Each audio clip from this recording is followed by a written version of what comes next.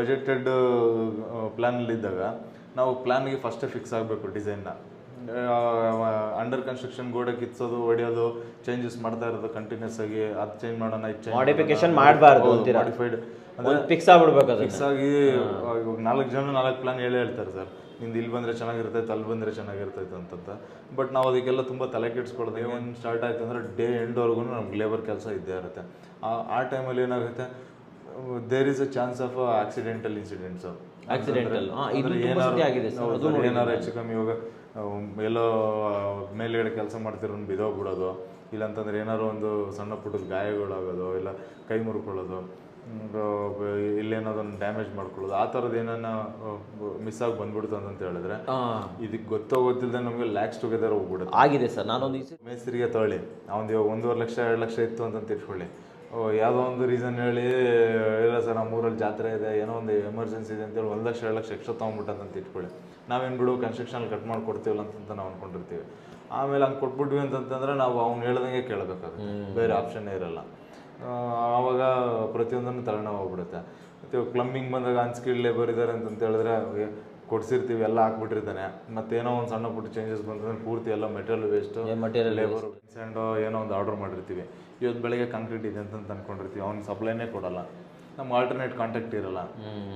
ಮತ್ತು ಅವಾಗ ಏನು ಮಾಡ್ತೀವಿ, ಸಡನ್ನಾಗಿ ಹೋಗಿ ಸ್ಟ್ಯಾಂಡಲ್ಲಿ ತೊಗೊಂಬಂದ್ರೆ ಡಬಲ್ ರೇಟ್ ಆಗುತ್ತೆ, ಕ್ವಾಲಿಟಿ ಹಾಳಾಗೋಗುತ್ತೆ. ಆಮೇಲೆ ಬೈ ಚಾನ್ಸ್ ಇಲ್ಲ ಅವನಿಗೆ ವೆಯ್ಟ್ ಮಾಡಿದ್ವಿ ಅಂತಂದ್ರೆ ಇವತ್ತು ಲೇಬರ್ ಬಂದಿರ್ತಾರೆ, ಮೆಟೀರಿಯಲ್ ಇಲ್ಲ ಅಂತೇಳಿ ರಜಾ, ಮತ್ತೆ ನಾಳೆ ಮೆಟೀರಿಯಲ್ ಬಂತು ಅಂತ ಹೇಳಿದ್ರೆ ಅವ್ರು ಬೇರೆ ಕಡೆ ಎಲ್ಲ ಹೋಗಿರ್ತಾರೆ, ಅದಕ್ಕೆ ರಜಾ. ಸಮಸ್ತ ಕನ್ನಡಿಗರಿಗೆ ನಮಸ್ತೆ ಮಾಡ್ತಿರುವಂತ ನಾನು ನಿಮ್ಮ ಕನ್ನಡಕವರ ಬಂದಿನ ಒಂದು ಹೊಸ ಜೊತೆ ಒಂದು ಹೊಸ ಕನ್ಸ್ಟ್ರಕ್ಷನ್ ಇನ್ಫಾರ್ಮೇಶನ್ ಜೊತೆ. ಹೌದು ವೀಕ್ಷಕರೇ, ಕನ್ಸ್ಟ್ರಕ್ಷನ್ ಅಂದಮೇಲೆ ಪಾಸಿಟಿವ್ ಅಷ್ಟೇ ಅಲ್ಲ, ನೆಗೆಟಿವ್ ಕೂಡ ಇರುತ್ತೆ. ಪ್ರತಿಯೊಂದನ್ನು ಕೂಡ ನೀವು ತಿಳಿದಿಟ್ಕೊಂಡಿರ್ಬೇಕು. ಕನ್ಸ್ಟ್ರಕ್ಷನ್ ಅಂತಂದಾಗ ಸಾವಿರಾರು ವಸ್ತುಗಳಿರ್ತವೆ, ಸಾವಿರಾರು ವರ್ಕ್ಗಳಿರ್ತವೆ. ಪ್ರತಿಯೊಂದನ್ನು ತಿಳ್ಕೊಂಡು ಮಾಡಿದ್ರೆ ಮಾತ್ರ ನೀವು ಅದನ್ನು ಕಂಪ್ಲೀಟ್ ಮಾಡೋಕ್ಕಾಗತ್ತೆ. ಇಲ್ಲ ಅಂತಂದರೆ ಡೆಫಿನೆಟ್ಲಿ ಇನ್ಕಂಪ್ಲೀಟ್ ಆಗುತ್ತೆ. ಜೊತೆಯಲ್ಲಿ ನಿಮ್ಮ ತಲೆ ಬಿಸಿ ಆಗುತ್ತೆ, ಬಿಸಿಯಾಗಿ ಒಡೆದೋಗುತ್ತೆ ಅಂತ ಹೇಳ್ಬೋದು. ಬಟ್ ಇವೆಲ್ಲ ಆಗಬಾರ್ದು ಅಂತಂದರೆ ಡೆಫಿನೆಟ್ಲಿ ನೀವು RCC ಅವ್ರನ್ನ ಕಾಂಟ್ಯಾಕ್ಟ್ ಮಾಡ್ಬೋದು, ಒಂದು ಒಳ್ಳೆ ಕನ್ಸ್ಟ್ರಕ್ಷನನ್ನು ತೊಗೋಬೋದು. ಆದರೂ ಕೂಡ ಇಲ್ಲ ಸರ್ ನಮ್ಗೆ ನಾಲೆಜ್ ಬೇಕೇ ಬೇಕು, ನಾವು ತಿಳ್ಕೊತೀವಿ ಅಂತ ಇದ್ದರೆ ಇಂದಿನ ವಿಡಿಯೋದಲ್ಲಿ ಅದು ಏನೇನು ಸಮಸ್ಯೆ ಬರುತ್ತೆ ಕನ್ಸ್ಟ್ರಕ್ಷನ್ ಸಮಯದಲ್ಲಿ ಅನ್ನೋದನ್ನು ತಿಳ್ಕೊಳ್ಳೋಣ. ಇದ್ರ ಬಗ್ಗೆ ತಿಳಿಸ್ಕೊಡೋದಕ್ಕೆ RCC ಕಡೆಯಿಂದ ಹನುಮಂತ್ ಸರ್ ಇದ್ದಾರೆ. ವೆಲ್ಕಮ್ ಅಣ್ಣ ಸರ್. ನಮಸ್ಕಾರ ಸರ್. ತುಂಬ ಜನ ಅನ್ಕೊತಾರೆ ಕನಸಿನ ಮನೆ ಸರಿ ನಾವೇ ಕಟ್ಬಿಡೋಣ ನಡಿಗುರು ಅಂತ ಹೇಳ್ಬಿಟ್ಟು ಸ್ಟಾರ್ಟ್ ಮಾಡಿಬಿಡ್ತಾರೆ. ಬಟ್ ಅದರಲ್ಲಿ ಇಳಿದಾಗೆ ಗೊತ್ತಾಗುತ್ತೆ ಅದರಲ್ಲಿ ಎಂತೆಂಥ ಮೊಸಳೆಗಳಿದೆ, ಆ ಸಮುದ್ರದಲ್ಲಿ ಇಳಿದಾಗ ಮೊಸಳೆ ಇದೆ, ಹಾವಿದೆ, ಎಷ್ಟು ಕಷ್ಟ ಇದೆ ದಾಟೋದು. ನೀವಂದ್ರೆ ಒಂದು ವೆಲ್ ಆರ್ಗನೈಸ್ ಆಗಿರ್ತೀರಾ, ನೂರಾರು ಕೈಗಳು ನಿಮ್ಮ ಹತ್ರ ಇರುತ್ತೆ.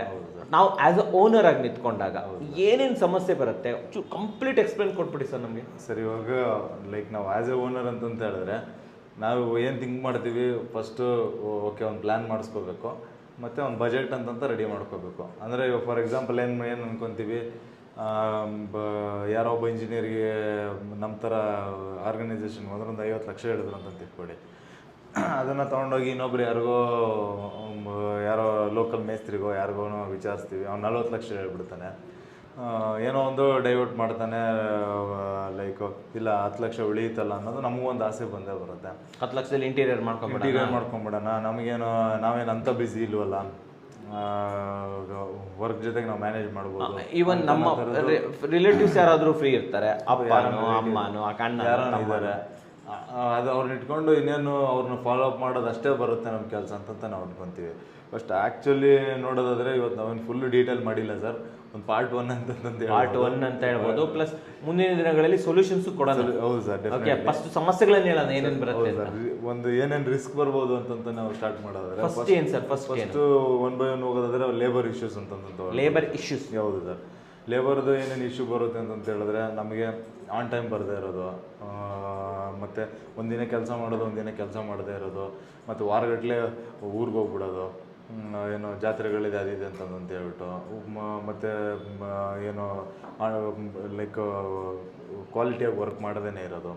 ಆ್ಯಂಡ್ ಅದನ್ನೇ ಪ್ರೋಸೆಸ್ ಮಾಡ್ಕೊತ ಹೋಗೋದು, ಮೆಟೀರಿಯಲ್ ಹೇಳೋದು. ಇಲ್ಲ ಅಂತಂತಂದರೆ ಸಬ್ ಕಾಂಟ್ರಾಕ್ಟ್ಗಳು ಕೊಟ್ಟಿರ್ತಾರೆ. ಇವಾಗ ಯಾರೋ ಒಬ್ಬ ಮೇಸ್ತ್ರಿ ಇರ್ತಾನೆ, ಅವನ ಅಂಡರ್ ಇನ್ನೊಂದು ಯಾರಿಗೋ ಟೀಮ್ ಕೊಟ್ಟಿರ್ತಾನೆ. ಅವ್ನು ನಮಗೆ ಒಂದು 6 ಜನ ಬರಬೇಕು ಅಂತಂತ ನಾವು ಅಂದ್ಕೊಂಡಿರ್ತೀವಿ, ಅವ್ನು 3 ಜನ ಹೋಗಿ ಕಳಿಸೋದು. ಇಲ್ಲಾಂದ್ರೆ ಸೆಂಟ್ರಿಂಗ್ ಹೊಡೆಯೋಕ್ಕೆ 1 ವಾರ ನಿಲ್ಲಿಸೋದು, 2 ವಾರ ನಿಲ್ಲಿಸೋದು. ಇದೆಲ್ಲನೂ ಲೇಬರ್ ಇಶ್ಯೂಸಲ್ಲಿ ಬರುತ್ತೆ. ಆಮೇಲೆ ಮೇಜರಾಗಿ ಅನ್ಸ್ಕಿಲ್ಡ್ ಲೇಬರ್ಗಳು ಬಂದ್ಬಿಡ್ತಾರೆ, ಅಂದರೆ ಸ್ಕಿಲ್ಲೇ ಇರಲ್ಲ ಅವ್ರಿಗೆ. ಇವತ್ತು ಬಂದಿರ್ತಾರೋರಿಂದ ಇವತ್ತೇ ಬಂದ್ಬಿಟ್ಟು ಕೆಲಸ ಡೈರೆಕ್ಟ್ ಆಗಿ ಕೆಲಸ ಅವಾಗ ನಮ್ಗೇನಾಗುತ್ತೆ ಅಂದ್ರೆ ಸರ್, ನೀವು ನಮ್ಗೇನು ಗೊತ್ತಿರಲ್ವಲ್ಲ ಆಸ್ ಎ ಓನರ್ ನಾವು ನೋಡೋದಾದ್ರೆ ನಮಗೆ ಕ್ವಾಲಿಟಿ ಏನು ನಮ್ಗೆ ಗೊತ್ತಾಗಲ್ಲ. ಆಮೇಲೆ ವರ್ಕ್ಮೆನ್ಶಿಪ್ಪಲ್ಲೂ ನಮ್ಗೆ ಏನಾಗುತ್ತೆ, ಹೋಗ್ತಾ ಹೋಗ್ತಾ ಕೆಲಸ ಆದರೆ ಸಾಕು ಅನ್ನಂಗೆ ಆಗೋಗ್ಬಿಟ್ಟಿರುತ್ತೆ. ಸೊ ಅದೆಲ್ಲ ನಮಗೆ ತಲೆನೋವು ಬರುತ್ತೆ. ಇವನ್ ನೋಡಿ ಸರ್, ಇವಾಗ ದೊಡ್ಡ ದೊಡ್ಡ ಕಂಪ್ನಿಗಳಿಗೂ ಕೂಡ ಈ ಲೇಬರ್ ಇಶ್ಯೂಸ್ ಬರ್ತಾವೆ. ಹೌದು ಸರ್, ಡೆಫಿನೆಟ್ಲಿ ಇಲ್ಲ ಲೇಬರ್ಸ್ ಇಲ್ಲ ಸರ್, ಸರಿಯಾಗಿ ಕೆಲಸ ಮಾಡೋದಿಲ್ಲ, ತುಂಬ ತಲೆನೋವು ಆಗ್ತಾ ಇದೆ ಸರ್. ಇವಾಗ ನಮಗೂ ಅದೆಲ್ಲ ಬರ್ತಾ ಇಲ್ಲ ಅಂತಂತಲ್ಲ, ಬಟ್ ನಾವು ಲೇಬರ್ನ ಫೈನಲೈಸ್ ಮಾಡಬೇಕಾದ್ರೆ ಅವ್ರೆಲ್ಲ ಬ್ಯಾಕ್ ಎಂಡ್ ವೆರಿಫಿಕೇಶನ್ ಅದಕ್ಕೆ ಅಂತ ಒಂದು ಟೀಮ್ ಇಟ್ಕೊಂಡಿರ್ತೀವಿ, ಅವ್ರನ್ನ ವೆರಿಫೈ ಮಾಡಿ ತೊಗೊಳೋದಕ್ಕೆ ಅಂತಂತೇಳಿ. ಯಾರೋ ಇವಾಗ ಸಡನ್ನಾಗಿ ಯಾರೊಬ್ಬ ಬಂದ ಅವ್ನಿಗೆ ಕೊಟ್ಬಿಡ್ತೀವಿ ಅಂತ ಇರಲ್ಲ.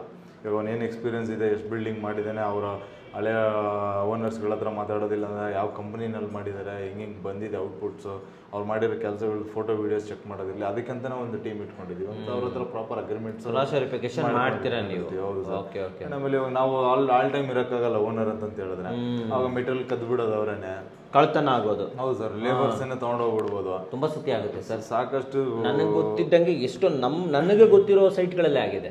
ಹೌದು, ಟ್ಯಾಂಕ್ ಕತ್ಕೊಂಡು ಹೋಗ್ಬಿಡೋದು, ಮತ್ತೆ ಕ್ಯೂರಿಂಗ್ ಮೋಟರ್ ಎತ್ಕೊಂಡು ಹೋಗ್ಬಿಡೋದು,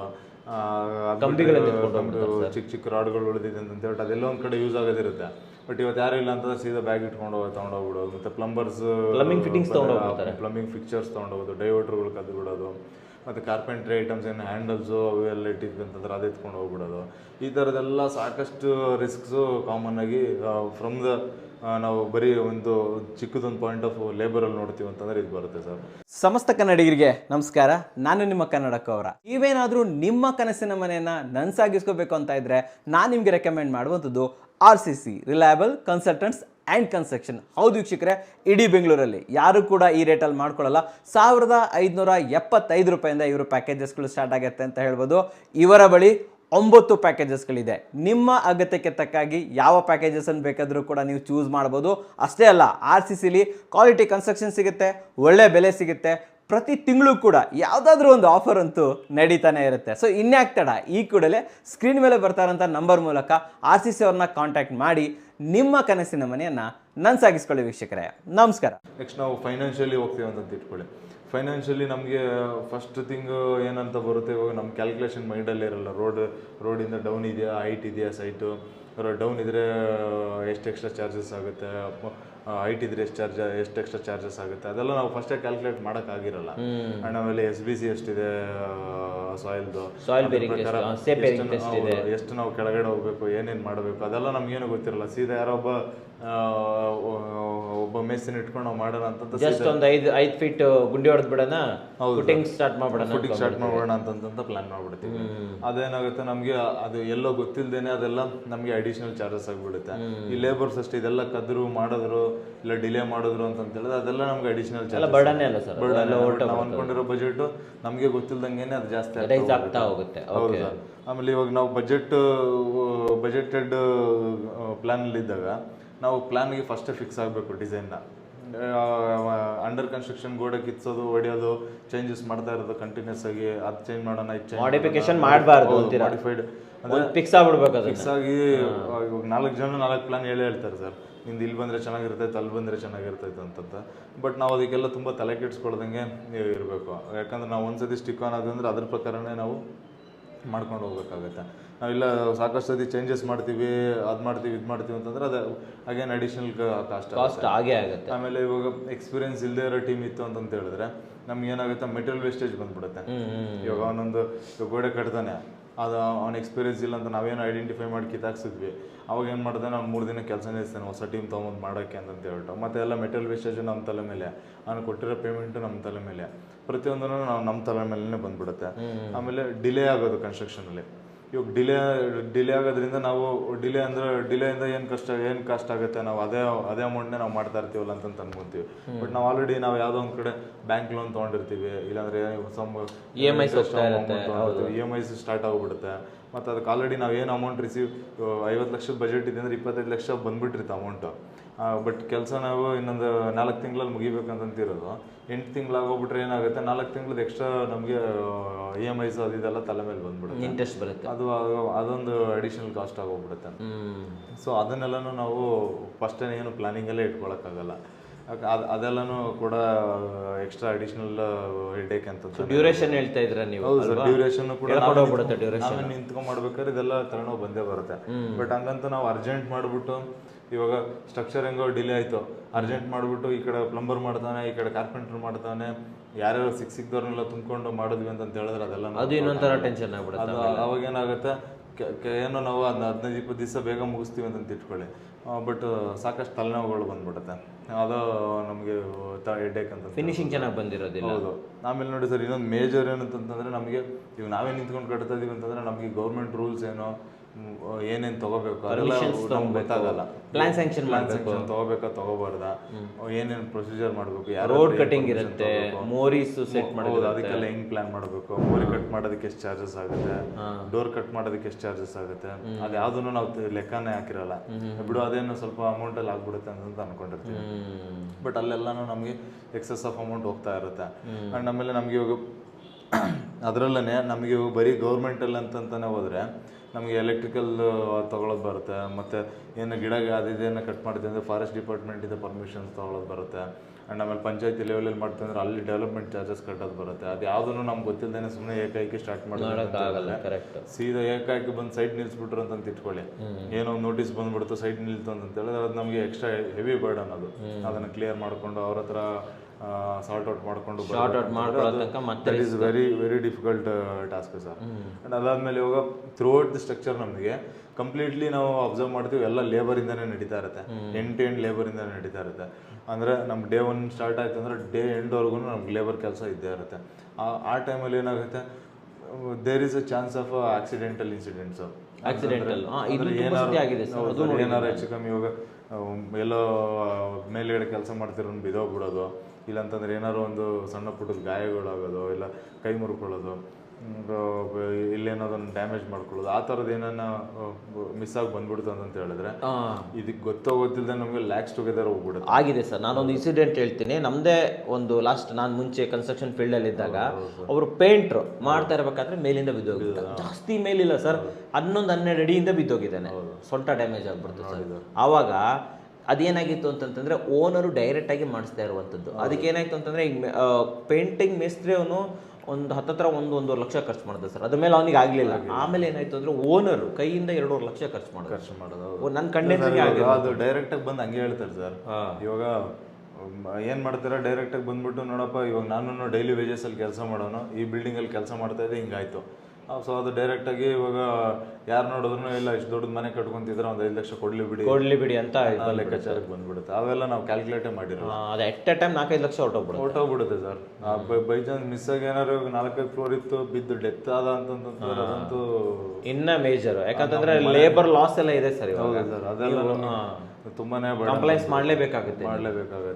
ಅದೆಲ್ಲ ನಾವು ಕ್ಯಾಲ್ಕುಲೇಟೇ ಮಾಡಿರಲ್ಲ, ಯಾರು ಕ್ಯಾಲ್ಕುಲೇಟ್ ಮಾಡಲ್ಲ ನಾವು ಅಷ್ಟೇ. ಕರೆಕ್ಟಾಗಿ ಹೇಳಿದ್ರೆ ಅವಾಗ ಏನಾಗುತ್ತೆ, ಅದು ನಮಗೆ ತುಂಬಾ ಬರ್ಡನ್ ಆಗೋಗ್ಬಿಡುತ್ತೆ. ಡಿಲೇಸ್ ಇಂದ ವರ್ಕ್ ಅಂತಂತಂದ್ರೆ ಇವಾಗ ನಮಗೆ ಲೇಬರ್ ಎಲ್ಲ ಕರೆಕ್ಟ್ ಆಗಿದ್ದಾರೆ ಅಂತ ಇಟ್ಕೊಳ್ಳಿ.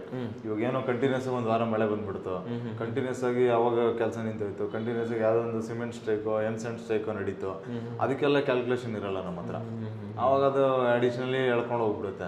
ಆಮೇಲೆ ಏನೋ ಬ್ಲಾಕಲ್ಲಿ ತರಬೇಕಾಗುತ್ತೆ ಅಂತಂದ್ರೆ ಇವಾಗ ಫಾರ್ ಎಕ್ಸಾಂಪಲ್ ಸಿಮೆಂಟ್ ಸ್ಟ್ರೈಕ್ ನಡೀತಾ ಇದೆ ಅಂತ ಇಟ್ಕೊಳ್ಳಿ, ಸ್ಯಾಂಡ್ ಸಿಗ್ತಾ ಇಲ್ಲ ಅಂತ ಇಟ್ಕೊಳ್ಳಿ, ಅವಾಗ ಏನಿರುತ್ತೆ 100 ರೂಪಾಯಿ ಇರೋದಕ್ಕೆ 200 ರೂಪಾಯಿ ಕೊಟ್ಟು ತರಬೇಕಾಗತ್ತೆ. ಅವನ್ನೆಲ್ಲ ನಾವು ಕ್ಯಾಲ್ಕುಲೇಟ್ ಮಾಡಿ, ಅಂದ್ರೆ ರಿಸೋರ್ಸಸ್ ಕಮ್ಮಿ ಇರುತ್ತೆ. ಹೌದು ಸರ್. ಓನರ್ ಹತ್ರ ಈಗ ಕಂಪ್ನಿ ಹತ್ರ ಇರೋ ರಿಸೋರ್ಸಸ್ಸೇ ಬೇರೆ, ಓನರ್ ಹತ್ರ ಇರೋ ಸಿಂಗಲ್ ರಿಸೋರ್ಸಸ್ಸೇ ಬೇರೆ. ಹೌದು. ಆಮೇಲೆ ಇವಾಗ ರೈನಿ ಸೀಸನ್ ಬಂತು ಅಂತ ಇಟ್ಕೊಳ್ಳಿ ಸರ್, ರೈನಿ ಸೀಸನ್ ಎಷ್ಟೋ ಮೆಟೀರಿಯಲ್ ಹೋಗ್ಬಿಡುತ್ತೆ, ಸಿಮೆಂಟ್ ಡ್ರೈ ಆಗೋಗ್ಬಿಡುತ್ತೆ. ಅದೆಲ್ಲಾನು ನಾವೇನು ಅದು ಆಕ್ಚುಲಿ ನಾವು ಮುಂಚೆನೆ ಥಿಂಕ್ ಮಾಡ್ಬೇಕು ಸರ್. ಲೈಕ್ ನಾವು ನೋಡಿ ಎಷ್ಟು ಬ್ಯಾಗ್ ಸಿಮೆಂಟ್ ತಂದಿಟ್ಕೊಂಡು ಇಷ್ಟು ದಿನ ವರ್ಕ್ ಮಾಡ್ತೀವಿ, ನಿಮ್ಗೊಂದು ಐಡಿಯಾ ಇರುತ್ತೆ ಅಲ್ವಾ? ಸೊ ಅಥವಾ ನೀವು ಒಂದು 100 ಬ್ಯಾಗ್ ತಂದ್ರೂ ಬೇರೆ ಬೇರೆ ಸೈಟ್ಗಳಿಗೆ ಡಿವೈಡ್ ಮಾಡ್ತೀರಾ. ಹೌದು. ನಾವು ಅದೇ ಸರ್, ಇವಾಗ ನಾವು ಇವಾಗ ವರ್ಕಿಗೆ ಎಷ್ಟು ಬೇಕಾಗುತ್ತೆ ಅಷ್ಟೇ ತೊಗೊಂಡಿರ್ತೀವಿ. ನಾವು ಎಕ್ಸ್ಟ್ರಾ ತೊಗೊಳ್ಳೋದು ಇದನ್ನೆಲ್ಲ ನಾವೇನು ಮಾಡಲ್ಲ. ಬಟ್ ಅದೇ ನಾವು ಓನರ್ ಆಗಿ ನಿಂತ್ಕೊಂಡು ಕಟ್ಟಿಸ್ತಾ ಇದೀವಿ ಅಂತಂದ್ರೆ ನಾವೇನು ಮಾಡ್ತೀವಿ, ಅಂಗಡಿಯವನು ಅವ್ನಿಗೆ ಟಾರ್ಗೆಟ್ ಇಟ್ಕೊಂಡಿರ್ತಾನೆ, ಏನು ಸೇಲ್ ಮಾಡಬೇಕು ಅಂತ ಹೇಳ್ಬಿಟ್ಟು ಹಣ ಇವಾಗ ತೊಗೊಂಡ್ರೆ 10 ರೂಪಾಯಿ ಕಮ್ಮಿ ಕೊಟ್ಬಿಡ್ತೀನಿ, ಹಿಂಗೆ ನೀನು ನೆಕ್ಸ್ಟ್ ಮೋಲ್ಡ್ ಹಾಕೋ ಗಂಟೆ ಸಿಮೆಂಟ್ ಬೇಕು ಅಂತಂತ ಹೇಳ್ಬಿಟ್ಟು ತಗೊಂಡು 250 ಬ್ಯಾಗ್ ನಿಂಗೆ ಶೆಡ್ ಐತೆ ಸ್ಟೋರ್ ಮಾಡ್ಕೊ ಅಂತಂತ ಹೇಳಿದ್ರೆ ನಾವೇನು ಮಾಡ್ತೀವಿ, 10 ರೂಪಾಯಿ ಇಂಟು 200 ಬ್ಯಾಗ್ ಅಂತಂತ ಹೇಳಿದ್ರೆ ನಮ್ಗೆ ಅಲ್ಲೇ ಒಂದು 4-5 ಸಾವಿರ ಉಳಿದು ಬಿಡುತ್ತೆ. ಬಿಡು ಫಸ್ಟೇ ತೊಗೊಂಡು ಇಟ್ಕೊಳ್ಳೋಣ, ಹೆಂಗೋ ದುಡ್ಡಿದೆಯಲ್ಲ ನಮ್ಮ ಹತ್ರ ಅಂತಂತ ಹೇಳ್ಬಿಟ್ಟು ತೊಗೊಂಡ್ಬಿಡ್ತೀವಿ. ಅವಾಗ ಏನಾಗುತ್ತೆ, ಅದು ಅಲ್ಲಿ ನಾವು ಉಳಿಸೋದಕ್ಕಿಂತ ಇಲ್ಲಿ ಕಳ್ಕೊಳ್ಳೋದೇ ಜಾಸ್ತಿ, ಕೆಳಗಡೆ ಎಲ್ಲ ಸೆಟ್ ಆಗೋಗ್ಬಿಡುತ್ತೆ. ಸ್ಟೀಲೋನು ಹಂಗೆ ಮಾಡೋದು ಅಂತಂತ ಇಟ್ಕೊಳ್ಳಿ, ಒಂದು ಸ್ಲ್ಯಾಬ್ಗೆ ಬೇಕಾಗಿರೋಷ್ಟು ತೊಗೊಳೋದು ಬದಲಾಗಿ ನಾವು 3 ಸ್ಲ್ಯಾಬ್ 4 ಸ್ಲ್ಯಾಬ್ಗೆ ಸೇರಿಸ್ಬಿಟ್ಟು ತೊಗೊಂಡ್ವಿ ಅಂತ ಹೇಳಿದ್ರೆ ಅದು ಹೆಂಗೆ ಸ್ಟೋರ್ ಮಾಡಿದ್ರೆ ಹಾಳಾಗ್ಬಿಡುತ್ತೆ. ಅವಾಗ ಏನಾಗುತ್ತೆ, ಅದೆಲ್ಲ ವೇಸ್ಟೇಜ್ ಜಾಸ್ತಿ ಆಗುತ್ತೆ. ಸಣ್ಣ ಪುಟ್ಟದ್ದು ಹೆಂಗೆ ಅದನ್ನು ಕಟ್ ಮಾಡಿಬಿಡ್ತಾರೆ. ಆಮೇಲೆ ನಾವೇ ಎಕ್ಸ್ಟ್ರಾ ಉಳಿದಿದೆ ಅಂತಂತ ಹೇಳಿದ್ರೆ ಸುಮ್ಮನೆ ಅಲ್ಲಾಕು ಇಲ್ಲಾಕು ಅದಾಕು ಇದಾಕು ಅಂತಂತ ಹೇಳ್ಬಿಟ್ಟು ಆಡ್ ಮಾಡ್ಬಿಡ್ತೀವಿ. ಅದೆಲ್ಲ ವೇಸ್ಟೇಜಸ್ ಜಾಸ್ತಿ ಹೋಗ್ಬಿಡುತ್ತೆ ಸರ್, ನೆಗ್ಲಿಜೆನ್ಸಿ ಆಗ್ಬಿಡುತ್ತೆ. ಕರೆಕ್ಟ್. ಓಕೆ. ಆ್ಯಂಡ್ ಆಮೇಲೆ ಇವಾಗ ಡಿಲೇಸ್ ಇನ್ ವರ್ಕ್ ಯಾಕೆ ಬರುತ್ತೆ ಅಂದ್ರೆ shortage of labours sir. Labour ಏನಾದರೂ ನಮಗೆ ಆನ್ ಟೈಮಲ್ಲಿ ಬರಲ್ಲ, 9 ಗಂಟೆಯಿಂದ 6 ಗಂಟೆ ಅಂತ ನಾವು ಅಂದ್ಕೊಂಡಿರ್ತೀವಿ, ಮಧ್ಯಾಹ್ನ ಮೇಲೆ ಬರೋದು, ಇಲ್ಲ ಒಂದೊಂದು ವಾರ ಕೆಲಸ ನಿಲ್ಲಿಸ್ಬಿಡೋದು. ಇವಾಗ ನಾವೇನು ಮಾಡೋಕ್ಕಾಗಲ್ಲ, ಒಬ್ಬನೇ ರಿಸೋರ್ಸ್ ಇರ್ತಾನೆ. ಇವಾಗ ನಾವು ಬ್ಯಾಕ್ ಎಂಡ್ ಟೀಮಲ್ಲಿ ಇವ್ನು ನೋಡೋಗ್ತಾನೆ ಅಂತ ನಾವು ಯಾವ ಗ್ಯಾರಂಟಿ ಇಟ್ಕೊಳ್ಳೋದು, ಒಬ್ಬ ಮೇಸ್ತ್ರಿ ಕೊಟ್ಟಿರ್ತೀವಿ, ಅವ್ನು ನೋಡೋಗ್ತಾನ ಇಲ್ವಾ ಅಂತಂತ ನಾವೇನು ಲೆಕ್ಕಾಚಾರನ ಇಟ್ಕೊಂಡಿರಲ್ಲ. ಅವ್ನಿಗೇನೋ ನಮ್ಮ ಮದುವೆ ಬರುತ್ತಾ, ಫಂಕ್ಷನ್ ಬರುತ್ತಾ, ಇಲ್ಲ ಅವ್ನಿಗೇನೋ ಒಂದು ಅವ್ರ ಊರಲ್ಲಿ ತಿಥಿ ಆಯ್ತು ಅಂತ ನಾವೇನು ಲೆಕ್ಕ ಹಾಕಿರಲ್ಲ. ಅವೇನು ಮಾಡ್ತೀವಿ, ಅವ್ನು ಹೋದ ಅಂತಂದ್ರೆ ಸುಮ್ಮನೆ ಬಾಯಿ ಮುಚ್ಕೊಂಡು ಸುಮ್ಮನೆ ಕುಂತ್ಕೋಬೇಕು ನಾವು. ಸರ್ ಇಲ್ಲ ಹಂಗಾಗಲ್ಲ ಸರ್, ನಾನು ಏನು ಮಾಡೋಕ್ಕಾಗಲ್ಲ ಅಂತ ಹೇಳ್ಬಿಟ್ಟು ಪೇಂಟ್ ಗ್ರಾನೈಟ್ ಅವ್ರು ತೊಗೊಂತೀವಿ. ಗ್ರಾನೈಟ್ ಅವ್ರು ಯಾವುದೋ ಆಗ್ತಾ ಇರ್ತಾನೆ, ಇನ್ನೇನು ಫೈನಲ್ ಟಚ್ ಇರುತ್ತೆ, ಒಂದು ವಾರ ಬೇರೆಯವ್ರ ಕೆಲಸ ಇರುತ್ತೆ, ಆಮೇಲೆ ಬಂದು ಮಾಡೋ ಅಂತ ಹೇಳಿದ್ರೆ ಅವಾಗ ಅವ್ರು ಸಿಗಲ್ಲ. ಅವ್ರನ್ನ ಕಾಯೋದು, ಮತ್ತು ಅವೆಲ್ಲ ಕ್ಯೂರಿಂಗ್ ಆಗದೆ ಇರೋದು, ಇವೆಲ್ಲ ಸಾಕಷ್ಟು ಹೆಡ್ಡೇಕ್ಸ್ ಬರುತ್ತೆ ಸರ್. ಆನ್ ಟೈಮಲ್ಲಿ ಪ್ಲಂಬರ್ ಬರದೇ ಇರೋದು. ಇವಾಗ ಯಾವುದೋ ಒಂದು ಪ್ಲಂಬಿಂಗ್ ವರ್ಕ್ ನಡೀತಾ ಇರುತ್ತೆ, ಬಟ್ ಮೇಸ್ತ್ರಿ ಕೆಲಸ ಟೀಮ್ ಎಲ್ಲ ಮಾಡ್ತಾ ಇರ್ತಾರೆ, ಅವನೊಬ್ಬನ ಮೇಲೆ ಡಿಪೆಂಡ್ ಆಗಿರುತ್ತೆ. ಅವನೊಬ್ಬನಿಂದ ಇಡೀ ಟೀಮ್ ಎಲ್ಲ ವೇಸ್ಟ್ ಆಗೋಗ್ಬಿಡುತ್ತೆ. ಈ ಥರದೆಲ್ಲ ಈ ಕಪ್ಸು ನಮಗೆ ಮ್ಯಾನೇಜ್ಮೆಂಟ್ ತುಂಬ ತೊಂದರೆ ಆಗುತ್ತೆ. ಮ್ಯಾನೇಜ್ಮೆಂಟಲ್ಲಿ ಸಖತ್ ಇವಾಗ ನಮಗೂ ಗೊತ್ತಾಗಲ್ಲ, ಇವಾಗ ಬೆಳಗ್ಗೆ ಬರ್ತೀನಿ ಅಂತ ಹೇಳಿರ್ತಾನೆ, ಬಂದೇ ಇಲ್ಲ. ಅವಾಗ ಏನಾಗುತ್ತೆ, ಎಲ್ಲ ಕೆಲಸ ನಿಂತೋಗ್ಬಿಡುತ್ತೆ. ಇಲ್ಲ ಅಂದ್ರೆ ಫಾರ್ ಎಕ್ಸಾಂಪಲ್ ಪೇಂಟ್ ಹೊಡಿಯೋಕೆ ಅಂತ ಎಲ್ಲ ರೆಡಿ ಮಾಡ್ಕೊಂಡಿರ್ತಾನೆ, ಸಡನ್ನಾಗಿ ಮಳೆ ಬಂದ್ಬಿಡುತ್ತೆ. ಇಲ್ಲ ಮೋಲ್ಡ್ ಹಾಕೋಕ್ಕೆ ಅಂತಂತ ಎಲ್ಲ ರೆಡಿ ಮಾಡಿರ್ತೀವಿ, ಮಳೆ ಬಂದು ಮೆಟೀರಿಯಲ್ ಎಲ್ಲ ಇದಾಗೋಗ್ಬಿಡುತ್ತೆ. ಸೊ ಇಂಥವೆಲ್ಲ ನಮಗೆ ಡೈಲಿ ಪ್ರಾಬ್ಲಮ್ ಬಂದ್ಬಿಡುತ್ತೆ ಸರ್. ಆಮೇಲೆ ಅದು ಆರ್ಗನೈಸೇಷನ್ ಪ್ರಾಪರಾಗಿ ಮಾಡದೇ ಇರೋದು. ಅಂದರೆ ಇವಾಗ ಅವ್ನು ಬರ್ತಾನೋ ಇಲ್ವೋ ಅಂತಂತ ಹೇಳ್ಬಿಟ್ಟು ಇವಾಗ ನಾವು ಗೇಜ್ ಮಾಡೋಕ್ಕಾಗಲ್ಲ. ಅವ್ನು ಮಾತಾಡ್ಕೊಂಡು ಹೋಗಿದ್ದಾನೆ ಬರ್ತಾನೆ ಅಂತಂತ ನಾವು ಅಂದ್ಕೊಂಡಿರ್ತೀವಿ, ಬಟ್ ಅವ್ನು ಬಂದು ಮಾಡಿದ್ಮೇಲೆ ಅದು ಲೆಕ್ಕ. ಅಲ್ಲಿ ಗಂಟ ಸುಮ್ಮನೆ ಇವಾಗ ಬಂದೆ ನಾಳೆ ಬಂದು ನಮಗೆ ಆಟ ಆಡಿಸ್ತಾರೆ, ಕಂಪನಿಗಳಿಗೆ ಆಟ ಆಡಿಸೋರು ಸಾಕಷ್ಟು ಆಟ ಆಡಿಸ್ತಾರೆ, ಇಂಡಿವಿಜುವಲ್ ಆಟ ಆಡಿಸ್ತಾ ಇರ್ತಾರೆ. ಇನ್ನೇನು ನಾವು ಮಹಾ ಅಂದ್ರೆ ಏನು ಮಾಡ್ತೀವಿ, ಒಂದು 4-5 ಫೋನ್ ಮಾಡ್ತೀವಿ ಕಂಟಿನ್ಯೂಸ್, ಎತ್ತಿದ್ರೆ ಬರೋಕ್ಕಾಗಲ್ಲ ಹಂಗಿಂಗೆ ಅಂತಂತ ಬೈತೀವಿ, ಆಮೇಲೆ ಫೋನ್ ಇಡ್ತೀವಿ ಅಷ್ಟೇ. ಇನ್ನೇನು ಅವನೇನು ಹುಡ್ಕೊಂಡೋಗಿ ಹೊಡೆಯೋಕ್ಕಾಗತ್ತೆ ಸರ್? ಹುಡ್ಕೊಂಡೋಗಿ ಹೊಡೆಯೋದಿಲ್ಲ, ಸುಮ್ಮನೆ ಜೋರಾಗಿ ಬೈದ್ರೇನೆ ಅವರು ಕೆಲಸನೇ ಬಿಟ್ಟು ಹೋಗ್ಬಿಡ್ತಾರೆ, ಕೆಲಸ ಬಿಟ್ಟು ಹೋಗ್ತಾರೆ. ಮತ್ತೆ ನಮಗೆ ತುಂಬಾ ಜನ ಅಡ್ವಾನ್ಸ್ ತಗೊಂಡು ಕೂಡ ಎಸ್ಕೇಪ್ ಆಗ್ಬಿಡ್ತಾರೆ, ಓಡೋಗ್ಬಿಡ್ತಾರೆ ಸರ್. ನಾವೇನು ಅನ್ಕೊಂತೀವಿ, ಫಸ್ಟೇ ಫೈನಲೈಸ್ ಮಾಡಿ ಇಟ್ಕೊಂಡ್ರೆ ಒಳ್ಳೇದು ಅಂತಂತೇಳಿ ಏನೋ ಒಂದು ಯಾರಿಗೊಬ್ಬನಿಗೆ 10,000 ಅಡ್ವಾನ್ಸ್ ಕೊಟ್ಬಿಡ್ತೀವಿ. ಹೌದು ಬರೋದೇ ಇಲ್ಲ ಆನ್ ಟೈಮಲ್ಲಿ. ಅವೆಲ್ಲ ಇಶ್ಯೂಸ್ ಬಂದ್ಬಿಡುತ್ತೆ. ಆ್ಯಂಡ್ ಆಮೇಲೆ ಅವ್ನು ಮಾಡಿರೋ ಕೆಲಸಕ್ಕಿಂತ ಜಾಸ್ತಿ ಪೇಮೆಂಟ್ ತೊಗೊಂಡು ಕುಂತ್ಕೊಂಡ್ಬಿಟ್ಟಿರ್ತಾರೆ. ಇವಾಗ ಯಾರೋ ಒಬ್ಬ ಮೇಸ್ತ್ರಿಗೆ ತೊಗೊಳ್ಳಿ, ಅವ್ನು ಇವಾಗ 1.5 ಲಕ್ಷ 2 ಲಕ್ಷ ಇತ್ತು ಅಂತಂತ ಇಟ್ಕೊಳ್ಳಿ, ಯಾವುದೋ ಒಂದು ರೀಸನ್ ಹೇಳಿ ಇಲ್ಲ ಸರ್ ನಮ್ಮ ಊರಲ್ಲಿ ಜಾತ್ರೆ ಇದೆ, ಏನೋ ಒಂದು ಎಮರ್ಜೆನ್ಸಿ ಇದೆ ಅಂತೇಳಿ 1 ಲಕ್ಷ 2 ಲಕ್ಷ ಎಕ್ಸ್ಟ್ರಾ ತೊಗೊಂಡ್ಬಿಟ್ಟಂತ ಇಟ್ಕೊಳ್ಳಿ, ನಾವೇನು ಬಿಡು ಕನ್ಸ್ಟ್ರಕ್ಷನ್ ಕಟ್ ಮಾಡಿ ಕೊಡ್ತೀವಲ್ಲ ಅಂತಂತ ನಾವು ಅಂದ್ಕೊಂಡಿರ್ತೀವಿ.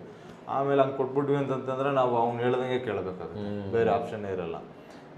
ಆವಾಗ ಪ್ರತಿಯೊಂದನ್ನು ತಲೆನೋವು ಹೋಗ್ಬಿಡುತ್ತೆ.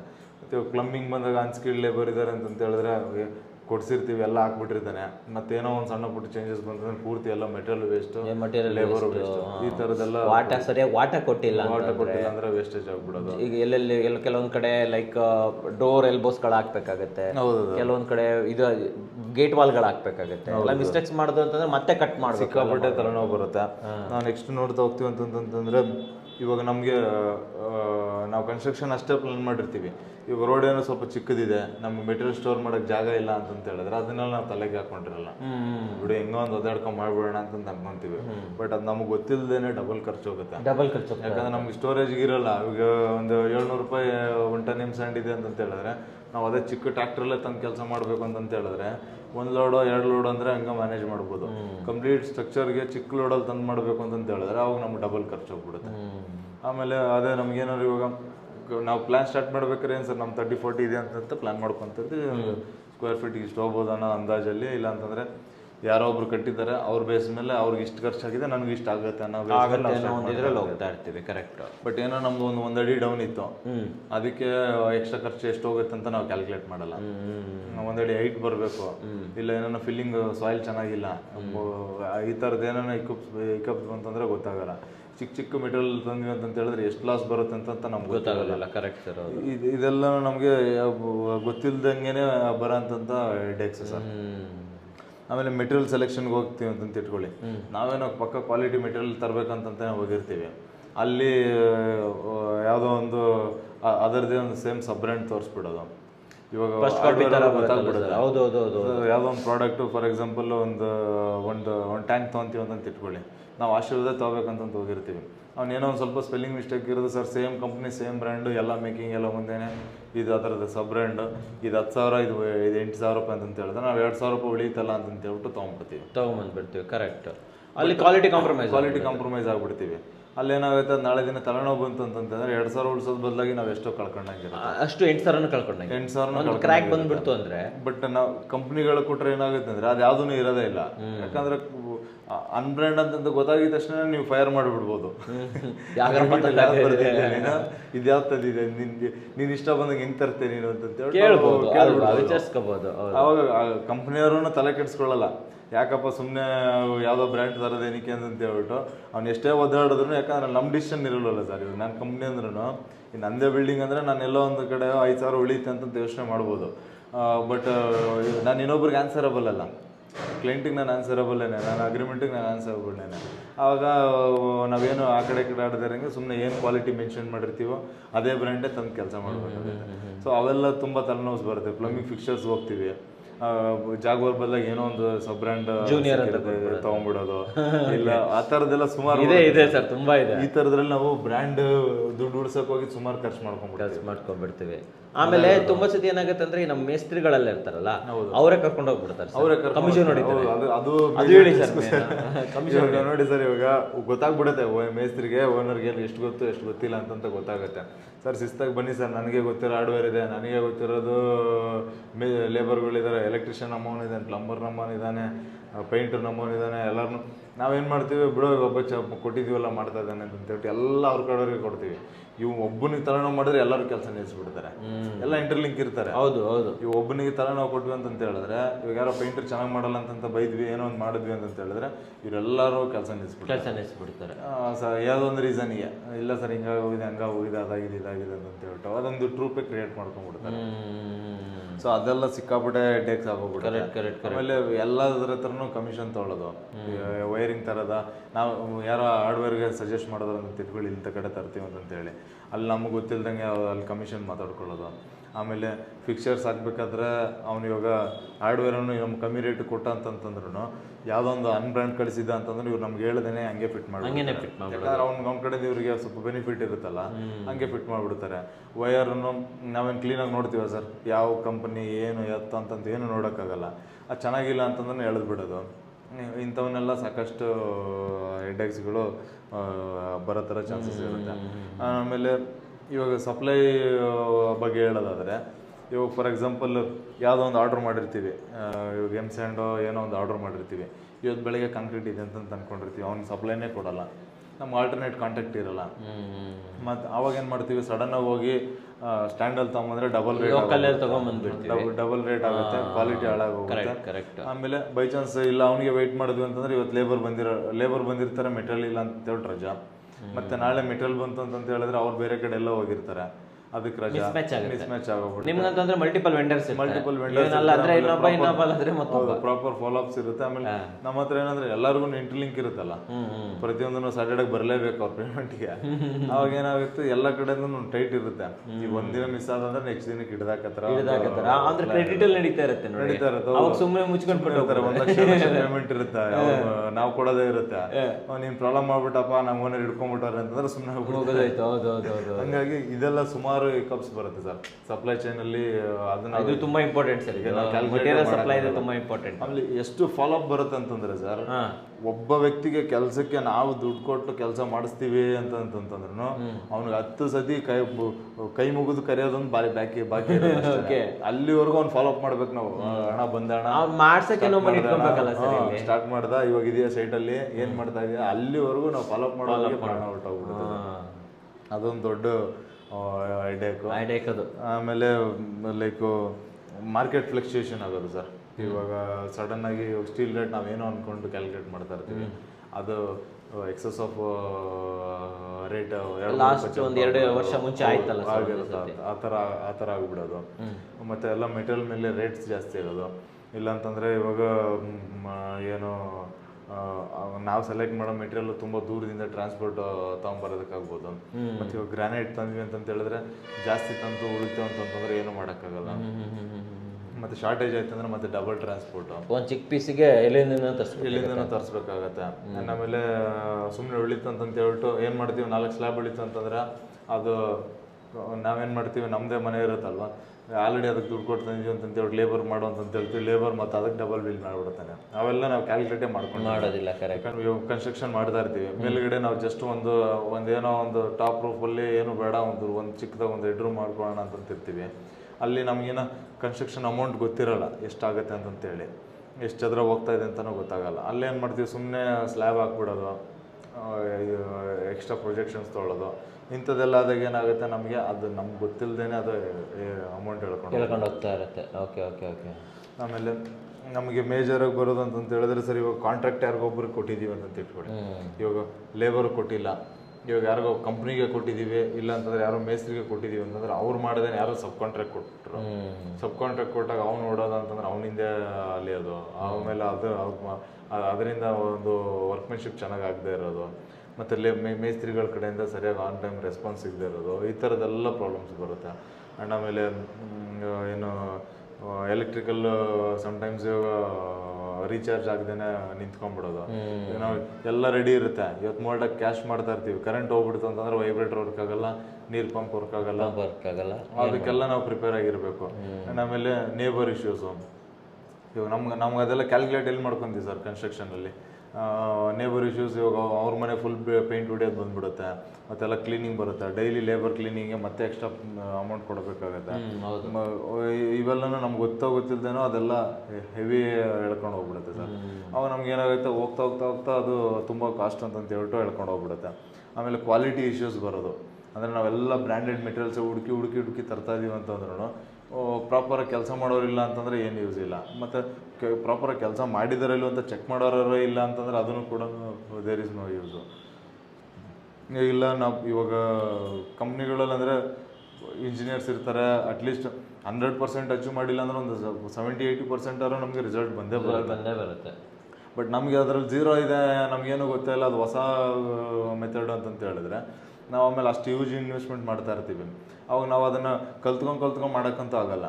ಇವಾಗ ನಾವು ಯಾರಿಗಾಗಲಿ ಅದು 1 ಬಿಲ್ಡಿಂಗಲ್ಲಿ 2 ಬಿಲ್ಡಿಂಗಲ್ಲಿ ಬರೋಂಥ ಎಕ್ಸ್ಪೀರಿಯನ್ಸ್ ಅಲ್ಲ, ಕಟ್ಟಬೇಕು ಒಂದು 20 ಬಿಲ್ಡಿಂಗು ನಿಂತ್ಕೊಂಡು ಕಟ್ಟಿದಾಗ ಎಲ್ಲೋ ಒಂದು ನಾಲೆಡ್ಜ್ ಬರುತ್ತೆ, ಎಲ್ಲಿ ಹೆಂಗೆ ಮಾಡಬೇಕು, ಏನೇನು ಮಾಡಬಾರ್ದು ಅಂತಂತೇಳ್ಬಿಟ್ಟು. ನಾವೇನು ಅನ್ಕೊಂತೀವಿ, ಏನಿಲ್ಲ ಬಿಡು ಆರಾಮಾಗಿ ನಾವೇ ಮಾಡಿಬಿಡ್ಬೋದು ಅದು ಇದು ಅಂತಂತೇಳಿ ನಾವು ಡಿಸೈಡ್ ಆಗಿಬಿಡ್ತೀವಿ. ಬಟ್ ಅದೆಲ್ಲ ಹಂಗೆ ವರ್ಕ್ ಆಗೋದೇ ಇಲ್ಲ ಸರ್. ಮತ್ತು ನಾವು ಅದಕ್ಕೆ ಇಳಿದಾದ್ಮೇಲೆ ನೀವು ಹೇಳ್ದಂಗೆ ಅದೆಷ್ಟು ಆಳ ಇದೆ, ಏನೇನಿದೆ, ಕಷ್ಟ ಇದೆ ಅನ್ನೋದು ಗೊತ್ತಾಗುತ್ತೆ. ಆಮೇಲೆ ತುಂಬಾ ಸಲ ಏನಾಗುತ್ತೆ ಅಂತಂದ್ರೆ ನಾವು ಕಾಂಟ್ರಾಕ್ಟರ್ಗಳನ್ನ ಹೈಯರ್ ಮಾಡಿರ್ತೀವಲ್ಲ ಸರ್, ಅವರು ಮಟೀರಿಯಲ್ಗಳನ್ನೆಲ್ಲ ಬೇರೆ ಬೇರೆ ಲೋಕಲ್ ಇಂದ ತಂದಿರ್ತಾರೆ, ಅಲ್ಲೇ ತಂದಿರ್ತಾರೆ, ನಮಗ್ ಗೊತ್ತಿಲ್ದೇನೆ ಕ್ರೆಡಿಟ್ ಮಾಡಿರ್ತಾರೆ ಸರ್. ಕ್ರೆಡಿಟ್ ನಮ್ಮ ಹತ್ರ ದುಡ್ಡು ಇಸ್ಕೊಂತಾರೆ ಅನ್ಕೊಳ್ಳಿ, ದುಡ್ಡು ಇಸ್ಕೊಂಡ್ಬಿಟ್ಟು ತಗೊಂಬರಕ್ ಹೋಗ್ತಾರೆ, ಬಟ್ ಅಲ್ಲಿ ಕ್ರೆಡಿಟ್ ಹೇಳಿ ತಂದಿರ್ತಾರೆ. ಆಮೇಲೆ ಒಂದು ವಾರ ಬಿಟ್ಕೊಂಡು ಅವ್ನು ಬಿಲ್ಡಿಂಗ್ ಹತ್ರ ಹುಡ್ಕೊಂಡ್ ಬರ್ತಾನೆ, ಅವನು ಬರ್ತಾನೆ ಹುಡ್ಕೊಂಡು, ಇವನಿರೋದಿಲ್ಲ, ನಾವು ಇವನಿಗೂ ದುಡ್ಡು ಕೊಟ್ಟಿರ್ತೀವಿ, ಅಂಗಡಿಯವರಿಗೂ ಪೇಮೆಂಟ್ ಮಾಡಿದವರು ಕೊಟ್ಟಿರ್ತೀವಿ. ಆಮೇಲೆ ಏನಾಗುತ್ತೆ, ಆಮೇಲೆ ಇನ್ನೊಂದು ಏನಂದ್ರೆ ಸರ್, ಇವಾಗ ಕೆಲಸ ನಿಂತೋಯ್ತು ಮಾಡ್ತು ಅಂತ ಹೇಳಿದ್ರೆ ನಾವು ಯಾರನ್ನು ಕೇಳಕ್ ಆಪ್ಷನ್ ಇರಲ್ಲ ಸರ್. ಅವ್ನು ಬಿಲ್ಡಿಂಗ್ ಹತ್ರ ಕರ್ಸಿ ಬೈದ್ರೆ ಅವನು ಬರಲ್ಲ, ಅವ್ನ ಮನೆ ಹತ್ರ ಹುಡ್ಕೊಂಡು ಹೋದ್ರೆ ಅವ್ನು ಸಿಗಲ್ಲ, ಎಲ್ಲಿ ಅವ್ನು ಪರ್ಮನೆಂಟ್ ಇರಲ್ಲ. ಆಮೇಲೆ ಅಕ್ಕಪಕ್ಕದವ್ರಿಗೆಲ್ಲ ಹೇಳ್ಬಿಡ್ತಾರೆ, ಇವ್ರು ಓನರೇ ಸರಿ ಇಲ್ಲ ಅಂತ ನಮಗೆ ಟಾರ್ಚರ್ ಕೊಡ್ತಾ ಇದ್ದಾರೆ. ಇವರೇ ಸರಿ ಇಲ್ಲ ಅಂತಂದು ಹೇಳ್ಬಿಡ್ತಾರೆ. ಓಕೆ. ಆಮೇಲೆ ಸ್ವಲ್ಪ ಕನ್ಸ್ಟ್ರಕ್ಷನ್ ಸ್ಟ್ಯಾಂಡರ್ಡ್ಸ್ ಅಂತಂತ ಮೇಂಟೈನ್ ಮಾಡದೇ ಇರೋದು. ಇವಾಗ ಅಂದ್ರೆ ವಿಂಡೋ ಸೈಜು ಅದು ಇದೆಲ್ಲ ಸುಮ್ಮನೆ ಅನ್ವಾಂಟೆಡ್ಲಿ ದೊಡ್ಡದು ಕೊಟ್ಬಿಡೋದು, ಸ್ಟ್ರೆಂತ್ ಕಮ್ಮಿ ಆಗ್ಬಿಡುತ್ತೆ. ಅದನ್ನೆಲ್ಲ ನಾವು ಕ್ಯಾಲ್ಕುಲೇಟ್ ಮಾಡ್ಬೇಕಾಯ್ತು. ಫಾರ್ ಎಕ್ಸಾಂಪಲ್ UPVC ವಿಂಡೋ ಒಂದು 350-400 ರೂಪಾಯಿಗೆ ಪರ್ ಸ್ಕ್ವೇರ್ ಫೀಟ್ ತೊಗೊಂತೀವಿ ಅಂತ ಇಟ್ಕೊಳ್ಳಿ. ನಾವು ಅದೇ ಹೆವಿ ಲೆಂತ್ ಕೊಟ್ವಿ, ದೊಡ್ಡದು ಕೊಟ್ವಿ ಅಂತ ಹೇಳಿದ್ರೆ 500-600 ರೂಪಾಯಿ ಆಗುತ್ತೆ. ಅದೆಲ್ಲ ನಾವು ಕ್ಯಾಲ್ಕುಲೇಟ್ ಮಾಡ್ಕೊಂಡಿರಲ್ಲ. ಮತ್ತೆ ಒಂದು ವಾಸ್ಕಲ್ ತೊಗೊಂತೀವಿ ಅಂತ ಇಟ್ಕೊಳ್ಳಿ, ಅದು 7 ಅಡಿ ಅಂತ ನಾವು ಅನ್ಕೊಂಡಿರ್ತೀವಿ, ಚೆನ್ನಾಗಿರುತ್ತೆ ಅಂತ 8 ಅಡಿ ಮಾಡ್ಕೊತೀವಿ ಅಂತ ಇಟ್ಕೊಳ್ಳಿ. ಅವಾಗ ಅದಕ್ಕೆ ಎಷ್ಟು ವೇಸ್ಟೇಜ್ ಆಗುತ್ತೆ ಅಂತ ನಾವು ಕ್ಯಾಲ್ಕುಲೇಟ್ ಮಾಡಿರಲ್ಲ. ಅದೆಲ್ಲ ಡಬಲ್ ಹೋಗ್ತಾ ಹೋಗುತ್ತೆ. ಮತ್ತು ರೂಫ್ ಹೈಟ್ ಜಾಸ್ತಿ ಮಾಡಿದ್ವಿ, ಕಡಿಮೆ ಮಾಡಿದ್ವಿ, ಮತ್ತೇನೋ ಒಂದು ಕ್ವಾಲಿಟಿ ಇಶ್ಯೂಸ್ ಆಯಿತು, ಅದೆಲ್ಲನೂ ಹೆಡೇಕ್ ಆಗೋಗ್ಬಿಡುತ್ತೆ. ಆಮೇಲೆ ನಾವು ಪ್ರಾಪರ್ ರಿಸರ್ಚ್ ಮಾಡ್ತಾ ಇಲ್ಲ. ಇವಾಗ ನಾವೇ ತರ್ತೀವಿ ಸರ್, ನಮಗೆ 1 ಐಟಮು 2 ಐಟಮ್ 10 ಐಟಮ್ಗೆ ನಮ್ಮ ಪೇಷನ್ಸ್ ಇರುತ್ತೆ. ಎಮ್ಸ್ಯಾಂಡ್ 10 ಕಡೆ ಹುಡುಕ್ಬಿಟ್ಟು ಒಂಥರನ, ಜಲ್ಲಿ 10 ಕಡೆ ಹುಡುಕ್ಬಿಟ್ಟು ಒಂಥರನ ಅಂತ ಅನ್ಕೊಂಡಿರ್ತೀವಿ. ಅಂತ 1000 ಐಟಮ್ ಸೆಲೆಕ್ಷನ್ ಮಾಡಬೇಕಾಗುತ್ತೆ. ಲಾಸ್ಟಲ್ಲಿ ಹೋಗ್ತಾ ಎಲ್ಲಿ ಈ ಪಕ್ಕದ ರೋಡಲ್ಲಿ ಸಿಗುತ್ತೆ ಅಂದ್ರೆ ಅಲ್ಲೇ ತಂದುಬಿಡ್ತೀವಿ. ಸಾಕು ಅನ್ಸ್ಬಿಡುತ್ತೆ. ಅಲ್ಲಿ ಅವಾಗ ಏನಾಗುತ್ತೆ, ನಮಗೆ ಮೆಟೀರಿಯಲ್ ಸೆಲೆಕ್ಷನ್ನು ನಾವು ಚೆನ್ನಾಗಿ ಮಾಡಲ್ಲ. ಆಮೇಲೆ ಎಲ್ಲಿ ಕಡಿಮೆ ಇರುತ್ತೆ ಅಂತಲೂ ಹುಡ್ಕೋಕ್ಕೂ ಹೋಗಲ್ಲ. ಯಾಕಂದ್ರೆ ಇಲ್ಲಿ ಪ್ರೆಷರ್ ಕೊಡ್ತಾ ಇರ್ತಾರೆ ಇವರೆಲ್ಲ, ಕೆಲಸಕ್ಕೆ ನಾನು ಇವತ್ತು ಕೊಡಿಸಿಲ್ಲ ಅಂದರೆ ನಾನು ಬರಲ್ಲ ಅಂತ ಹೇಳ್ಬಿಡ್ತಾ ಇರ್ತಾರೆ. ಅವಾಗ ಏನು ಮಾಡ್ತೀವಿ, ನಾವು 1 to double ಕೊಟ್ಟು ತಂದುಬಿಡ್ತೀವಿ. ಅವೆಲ್ಲ ನಾವು ಕ್ಯಾಲ್ಕುಲೇಟೇ ಮಾಡ್ಕೊಂಡಿರಲ್ಲ. ಆಮೇಲೆ ಎಷ್ಟೋ ಮೆಟೀರಿಯಲ್ಸು ವೇಸ್ಟೇಜೇ ಮಾಡಿಬಿಡ್ತಾರೆ ಸರ್. ಪೇಂಟ್ ಡಬ್ಬಗಳು ಹಂಗೆ ಬಿಟ್ಬಿಡ್ತಾರೆ, ಅರ್ಧ ಎಕ್ಸ್ಟ್ರಾ ತರಿಸ್ಕೊಂಡಿರ್ತಾರೆ, ಅರ್ಧನೇ ಬಿಟ್ಬಿಡ್ತಾರೆ. ಬ್ರಷ್ಗಳೆಲ್ಲ ಅದರಲ್ಲೇ ಇಟ್ಬಿಟ್ಟು ಒಣಗಿಸ್ಬಿಡ್ತಾರೆ. ಮತ್ತು ಪ್ಲಂಬಿಂಗ್ ಫಿಕ್ಚರ್ಸು ಆಗಿನ ಮುಂಚೆ ಪ್ಲಂಬಿಂಗ್ ಪೈಪ್ಸು ಮತ್ತೆ ಬೆಂಡು ಎಲ್ಬೋ ಕಾಲರ್ ಅವೆಲ್ಲ ಪೈಪ್ಸ್ ಹೊಡೆದಾಕ್ಬಿಡೋದು ಸರ್. ಅಲ್ಲಿ ಇಟ್ಟಿರ್ತಾರೆ, ಅದ್ರ ಮೇಲೆ ಬ್ರಿಕ್ ಬಿತ್ತು ಅಂತಂದ್ರೆ ಹೊಡೆದೋಗ್ಬಿಡುತ್ತೆ. ಆಮೇಲೆ ಟೈಲ್ಸ್ ಹೊಡೆದಾಕ್ಬಿಡೋದು. ಅವೆಲ್ಲನೂ ಸಿಕ್ಕಾಪಟ್ಟೆ ಬರುತ್ತೆ ಸರ್. ಓವರಲ್ಲಿ ನೋಡ್ತೀವಿ ಅಂತ ಹೇಳಿದ್ರೆ ನಮಗೆ ನಾವು ಅನ್ಕೊಂತೀವಿ, ನಾವೊಬ್ರು ಫ್ರೀ ಆಗಿದ್ರೆ ಆಗೋಯ್ತು ಅಂತ ಅನ್ಕೊಂತೀವಿ. ಫ್ರೀ ಆಗಿದ್ರು ಅದ್ರ ಬಗ್ಗೆ ಸಬ್ಜೆಕ್ಟ್ ನಾಲೆಡ್ಜ್ ಇರಬೇಕಲ್ಲ ಸರ್. ರಿಸೋರ್ಸ್ ಇರಬೇಕು ನಮ್ಮ ಹತ್ರ. ಒಬ್ಬ ವೆಂಡರ್ ಇಲ್ಲ ಅಂತಂದ್ರೆ ಇನ್ನೊಬ್ಬನ ಎಷ್ಟು ಬೇಗ ತರ್ತೀವಿ, ಏನ್ ಮಾಡ್ತೀವಿ ಅನ್ನೋದು ನಮ್ಗೆ ಗೊತ್ತಿಲ್ಲ. ಟೈಮ್ ಪಿಕಪ್ ಮಾಡೋದು ಗೊತ್ತಿರಬೇಕು. ಅದಷ್ಟು ರೆಡಿ ಆಗ್ಬೇಕು ಅಂತಂದ್ರೆ ಕಂಪ್ನಿಗಳೇ ಮಾಡೋಕ್ಕಾಗಲ್ಲ ಅಂದ್ರೆ ನಾವು ಇಂಡಿವಿಜುವಲಿ ಎಕ್ಸರ್ ಮಾಡೋಕ್ಕಾಗುತ್ತೆ. ಅದು ಕಷ್ಟದ ಕೆಲಸ. ಅದಕ್ಕೆ ಹೇಳೋದು, ಮನೆ ಕಟ್ಟಿ ನೋಡು, ಮದುವೆ ಮಾಡಿ ನೋಡು ಅಂತ ಹೇಳ್ತಾರೆ. ಯಾಕಂತಂದ್ರೆ ನೋಡಿದಾಗ ಗೊತ್ತಾಗತ್ತೆ ನಿಮ್ಗೆ ಅದರಲ್ಲಿ ಕಥೆ ಇರೋದೇನು. ಕಟ್ಟಿದ್ಮೇಲೆ ಗೊತ್ತಾಗುತ್ತೆ ಸರ್ ಮ್ಯಾಟ್ರ್ ಏನು ಕಷ್ಟ ಇದೆ ಅಂತ ಹೇಳಿ. ಕರೆಕ್ಟ್. ಎಲ್ಲೋ ಒಂದು ನಾವು ಅನ್ಕೊಂತೀವಿ, ನಾವೇನು ಬೆಳಗ್ಗೆ ಆಫೀಸ್ಗೆ ಹೋಗಿ 4 ಗಂಟೆಗೆ 5 ಗಂಟೆಗೆ ಬಂದ್ಬಿಡ್ತೀವಿ. ಬೆಳಗ್ಗೆ ಆಫೀಸ್ಗೆ ಹೋಗಿ ಮುಂಚೆ ನೋಡ್ಕೊಂಡು ಹೋಗ್ಬಿಡೋಣ, ಸಾಯಂಕಾಲ ಬಂದು ನೋಡ್ಬಿಡೋಣ, ಸಾಧ್ಯನೇ ಇಲ್ಲ. ಅದು ನೀವು ನಿತ್ರೆ ಸಾಧ್ಯ ಇಲ್ಲ ಅಂದಮೇಲೆ ನಮಗೆ ಪಾರ್ಟ್ ಟೈಮ್ ಆಗಿ ಹೆಂಗ್ ಸರ್ ಮಾಡಕ್ಕೆ ಸರ್? 1 ವಾರ ಕೆಲಸ ಮಾಡ್ಲಿ, ಸಂಡೇ ಒಂದಿನ ಮೆಟೀರಿಯಲ್ ಸೆಲೆಕ್ಷನ್ಗೆ ಹೋಗ್ಲಿ, ಅಗೇನ್ ಮತ್ತೆ ಇನ್ನೊಂದು ವಾರ ಕಂಟಿನ್ಯೂಸ್ ಕೆಲಸ ಮಾಡಿ ಸಂಡೇ ಮೆಟೀರಿಯಲ್ ಸೆಲೆಕ್ಷನ್ಗೆ ಹೋದ್ರೆ ಅಷ್ಟೊತ್ತಿಗೆ ಆಲ್ರೆಡಿ ಎಕ್ಸಾಸ್ಟ್ ಆಗ್ಬಿಡುತ್ತೆ. 15 ದಿವಸ ಕಂಟಿನ್ಯೂಸ್ ಅಂತಂದ್ರೆ ಮುಗಿದೋಯ್ತಲ್ಲಿ. ಆವಾಗಲೇ ಅಷ್ಟೊತ್ತಿಗೆ ಆಲ್ರೆಡಿ ನಮ್ಗೆ ತಲೆ ಕೆಟ್ಟೋಗುತ್ತೆ. ನಾವು ಕೆಲಸದಲ್ಲೂ ಪರ್ಫಾರ್ಮ್ ಮಾಡೋಕ್ಕಾಗಲ್ಲ. ಈ ಕಡೆ ಬಿಲ್ಡಿಂಗ್, ಆ ಕಡೆ ಕೆಲಸನೂ ಇಲ್ಲ, ಈ ಕಡೆ ಬಿಲ್ಡಿಂಗು ಇಲ್ಲ, ಕತೆ ಆಗುತ್ತೆ. ಸೊ ಇವೆಲ್ಲ ತಲೆ ಬಿಸಿ ಬೇಡ ನಿಮಗೆ ಅಂತಂತಂದ್ರೆ ಸ್ಕ್ರೀನ್ ಮೇಲೆ ನಂಬರ್ ಬರ್ತಾ ಇದೆ, RCCನ ಕಾಂಟ್ಯಾಕ್ಟ್ ಮಾಡಿ. ಯಾವುದೇ ತಲೆ ಬಿಸಿ ಇಲ್ಲದೆ ನಿಮ್ಮ ಪಾಡೆ ನೀವು ಆಫೀಸ್ಗೆ ಹೋಗಿ ಇಲ್ಲಿ ನಿಮ್ಮ ಕೆಲಸ ಮುಗಿಸ್ಕೊಡ್ತಾರೆ, ಕೀನ ತಂದು ನಿಮ್ಮ ಕೈಗೆ ಕೊಡ್ತಾರೆ ವೀಕ್ಷಕರೇ. ಸೊ ಅಷ್ಟೇ ಅಂತಲ್ಲ, ಬಟ್ ನಾಲೆಜನ್ನು ತಿಳ್ಕೊಳ್ಳಿ. ಒಂದು ವೇಳೆ ನೀವು ಮಾಡಲಿಲ್ಲ ಗುರು ನಾವು ಮಾಡಲೇಬೇಕು ಅಂತಿದ್ರೆ ನಾಲೆಜ್ ಬೆಳೆಸ್ಕೊಳ್ಳಿ. 4 ಕಡೆ ರಿಸೋರ್ಸನ್ನು ಹುಡ್ಕೊಳ್ಳಿ. 1 ಎಮ್ಸ್ಯಾಂಡ್ ಸಪ್ಲೈಯರ್ ಬದಲು 4 ಎಮ್ಸ್ಯಾಂಡ್ ಸಪ್ಲೈಯರ್ ಇಟ್ಕೊಳ್ಳಿ. ಆ್ಯಂಡ್ ವರ್ಕ್ ಯಾರಿಗೆ ಕೊಡ್ತಿರಲ್ಲ ಅವ್ನು ಯಾರು, ಎತ್ತ, ಎಲ್ಲಿಂದ ಬರ್ತಾನೆ, ಅವ್ನ ಮನೆ ಎಲ್ಲಿದೆ, ರೆಗ್ಯುಲರ್ ಕಾಂಟ್ಯಾಕ್ಟ್ ಇರೋನ್ನ ಕರ್ಕೊಬಂದ್ಕೊಳ್ಳಿ. ನಿನ್ನೆ ಪರಿಚಯ ಆಗಿದ್ದಾನೆ, ಇವತ್ತು ಕೆಲಸ ಕೊಡ್ತೀರಾ, ನಾಳೆ ಅವನು ಗೊತ್ತಿಲ್ಲ, ಹೋದ ಅಂದರೆ ಮುಗಿದೋಯ್ತು. ಇದನ್ನು ಇಟ್ಕೊಂಬೇಡಿ. ಅಡ್ವಾನ್ಸ್ ಪೇಮೆಂಟನ್ನು ಸ್ವಲ್ಪ ಕಮ್ಮಿ ಮಾಡಿ ಇಟ್ಕೊಳ್ಳಿ. ಒಂದು ವೇಳೆ ನೀವೇ ಮಾಡ್ತೀರಾ ಅಂತಂದರೆ ಈ ರೀತಿ ಇನ್ನೂ ಅನೇಕ ವಿಚಾರಗಳಿದೆ. ಇದಕ್ಕೊಂದು ಸೊಲ್ಯೂಷನ್ಗೆ ಒಂದು ವಿಡಿಯೋ ತಂದ್ಬಿಡೋಣ ತರೋಣ ಸರ್. ಇಷ್ಟೊಂದು ಮಿನಿಮಮ್ ತಿಳ್ಕೊಂಡಿರ್ಬೇಕು ಸರ್, ತಿಳಿದಿರ್ಬೇಕು. ನಾವೇ ಕಟ್ತೀವಿ ಅಂತಂತಂದ್ರೆ ಇಷ್ಟು ರಿಸ್ಕ್ಸ್ ಇಲ್ಲಿ ಇದೆ. ಹೌದು. ಜಸ್ಟ್ ನಾವು ಒಂದು 5 ನಿಮಿಷ ಗ್ಲಾನ್ಸ್ ಮಾಡಿ ಬರ್ದಿವಿ ಅಂತಂದ್ರೆ ಇಷ್ಟು ಪಾಯಿಂಟ್ಸ್ ಬರ್ತವೆ. ಡೀಟೇಲ್ ಆಗಿ ಏನು ಬೇಕು ಅಂತಂದ್ರೂ ಮಾಡ್ಕೊಡೋಣ, ಫುಲ್ ಇನ್ನ ಬಂದ್ಬಿಡುತ್ತಲ್ವಾ. ಸೊ ಪ್ರತಿಯೊಂದು ಅಂಶನೂ ಕೂಡ ಇಂಚು ಕೂಡ ಮುಂದಿನ ವಿಡಿಯೋದಲ್ಲಿ ಡೆಫಿನೆಟ್ಲಿ ತೊಗೊಂಡ್ಬರ್ತೀವಿ. ನಿಮ್ಗೇನೋ ತಿಳ್ಕೊಬೇಕು ಅಂತಿದ್ರೆ ನಾನು ಹೇಳ್ತೀನಲ್ಲ, ಕಂಟಿನ್ಯೂ ಅಂತ ಹೇಳೋದನ್ನು ಮರಿಬೇಡಿ. ಆ್ಯಂಡ್ ಈ ವಿಡಿಯೋ ಶೇರ್ ಮಾಡಿ ವೀಕ್ಷಕರೇ. ನಾವು ಹೇಗೆ ನಾಲೆಜ್ ನಿಮಗೆ ಕೊಡ್ತೀವಿ, ದಯವಿಟ್ಟು ನೀವು ಶೇರ್ ಮಾಡಿದ್ರೆ ನಾವೆಷ್ಟು ಶ್ರಮ ಪಟ್ಟಿದ್ದೀವಿ ನೀವು ಅಷ್ಟೇ ಶ್ರಮ ಪಟ್ಟಂಗೆ. ಒಂದು ಶೇರ್ ಮಾಡೋದ್ರಿಂದ ನೀವು ಆ್ಯಕ್ಚುಲಿ ನಮ್ಮಷ್ಟೇ ಶ್ರಮವನ್ನು ಪಟ್ಟಂಗೆ ವೀಕ್ಷಕರೇ. ಆ್ಯಂಡ್ ಸರ್ ನಮ್ಮ ವೀಕ್ಷಕರಿಗೆ ಒಂದು ಸೂಪರ್ ಮೆಸೇಜನ್ನು ಪಾಸ್ ಆನ್ ಮಾಡಿದ್ದಕ್ಕೆ ಧನ್ಯವಾದಗಳು ಸರ್. ಧನ್ಯವಾದಗಳು ವೀಕ್ಷಕರೇ.